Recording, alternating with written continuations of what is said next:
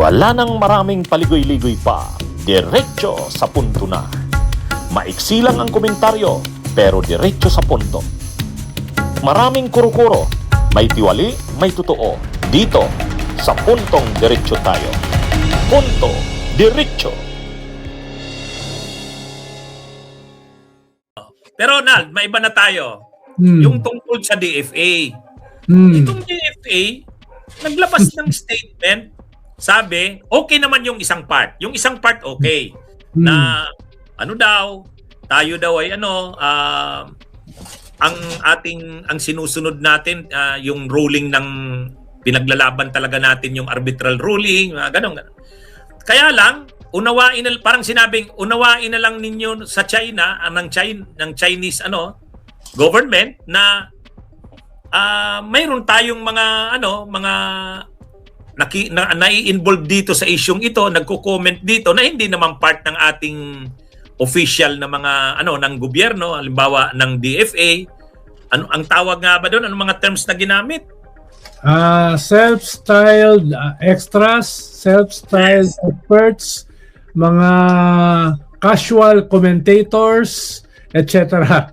We will continue to engage our counterparts in a firm and professional manner, consistent with the mutual respect that must prevail in all diplomatic interactions. The DFA will continue to be guided by the President's directive as the chief architect of Philippine foreign policy, and not to allow ourselves to be sidetracked by the jeers of some casual commentators, non-practitioners, and self-styled experts. So, malinaw, ang binabanatan nila ay yung kapwa Pilipino na nag-criticize sa China at saka sa DFA.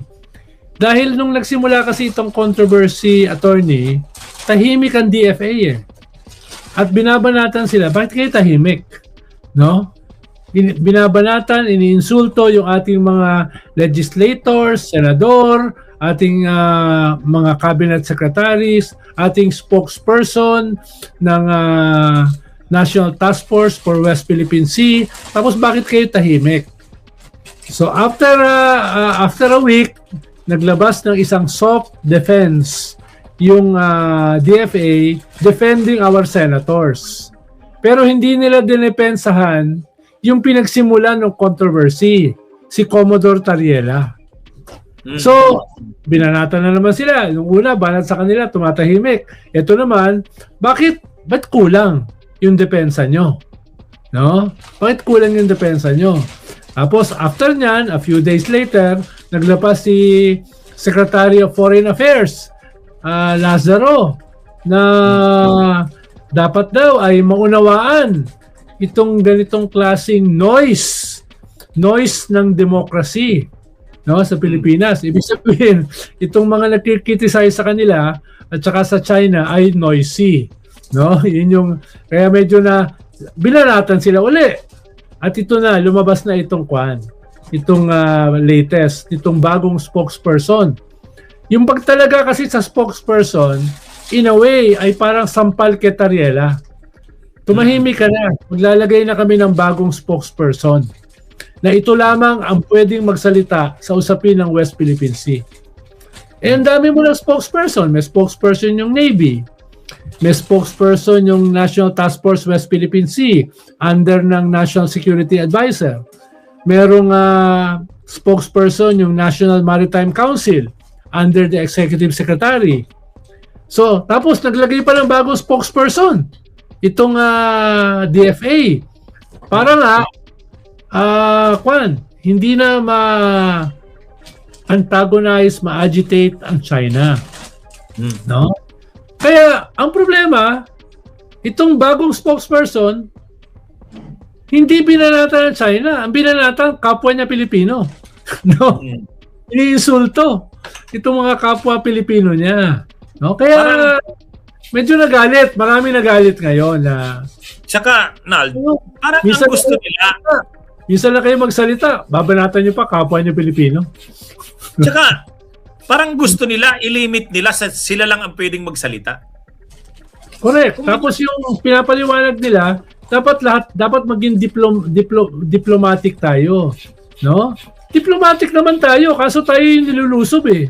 Tayo yung sinasakop, tayo yung hinaharas, tayo yung winawater cannon, di ba? At tayo yung iniinsulto, no? Gusto nila magkalma daw. Kalma naman tayo. Basta hindi tayo sinulusob, hindi tayo iniinsulto, hindi tayo, di ba? Hindi tayo binabanatan. No? Tapos ngayon, babanggitin nila, itong mga bumabanat na ito, mga kwan lang ito, may ingay lang ito, mga extra lang ito. No, wala naman tong alam sa diplomacy, mga kwanto, self-styled extras, self-styled experts, no? Casual commentators. Hindi ba niya alam na 99% ng mga Pilipino ay mga casual commentators? 99% ng mga Pilipino ay self-styled extras. No? 99% ng Pilipino hindi naman expert diplomats eh. 'Di ba? Tapos iinsultuhin niya. Ano ito na, ang dapat nga ina-appreciate nila yung ating pagiging aktibo. Yes, yung Ang ating China nga, yung China nga, yung ating China unity. 'Di ba? ang China nga para may magdepensa sa kanila, trolls ang ginagamit nila. Samantalang sa atin, totoong tao, totoo tayo na nag-ano, at saka dapat i-encourage mo na ang mamamayang Pilipino ay involved dito sa issue na to. Isa rin sa tinitira nila si Justice Carpio. Dahil kinriticize ni Justice Carpio yung announcement nila na ang negotiations with China are secret. Ang sabi ni Justice Carpio, isang strength natin ay nagagalit ang mga Pilipino, nagagalit ang mundo dahil pinapakita natin yung mga ginagawa ng China. Tapos ngayon gagawin yung secret. Paano natin mahahatak ang mundo? Paano natin ma-unify ang mga Pilipino kung ang inyong mga pakikipag-usap sa China ay secret? Kaya isa sa binabanatan nila, sigurado ko, ay si Justice Carpio. Dahil nga binanatan niya yung DFA. Anyway, ano yan ako nga nag-live na rin ako tungkol diyan sa issue na yan. Sabi ko, dapat ngang matuwa ang DFA na ang mga tao, tayo, parang ang term ninyo diyan sa active citizenry. Active kamamamayan, di ba? Bakit active hindi ba citizenship? di ba? Tama yung ganun. Matuwa sila na sinusuportahan natin sila. Sila yung magdala ng official na linya. Sila yung ng diplomatic na tayo, real talk tayo, Nal. Kung yes. Tayo, pero magalang pa rin naman tayo. Hindi naman tayo bastos, di ba? At saka, wag nilang gagamitin yung diplomacy, no, para sagkaan yung nag-emerge na unity ng mga Pilipino laban sa China. Nasasabihan mo, kalma lang kayo, huwag kayong bumanat. No? Paano hindi babanat? Sinasakop nga tayo. Paano hindi binabanat? Hinaharas nga tayo. Paano hindi pinabumabanat? Iniinsulto nga tayo. No? So, gina-gaslight tayo eh. Tapos hindi ka babanat. Diba? Kawawa nga na dahil lang dun sa isang presentation ni Tariela, yung caricature ni Xi Jinping, parang na hindi public Hindi public. Hindi public. Isang forum eh. Isang forum sa Lasal yata yun.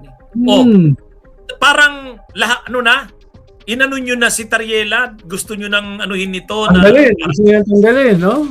Tanggalin. Kumbaga matindi naman talaga yung ganoon. Kaya mabuti na nga lang may statement si Bishop Sok Villegas in support kay Cardinal David. No. Kaya si Cardinal David, no? Ng statement. Anyway, tayo diyan, Al? Basta tayo hindi naman tayo diyan sa ng DFA na 'yan. Parang gusto nila masyadong formal na diplomatic daw. Ay, ano yan eh. Ang importante, hindi tayo bastos. Hindi naman tayo bastos.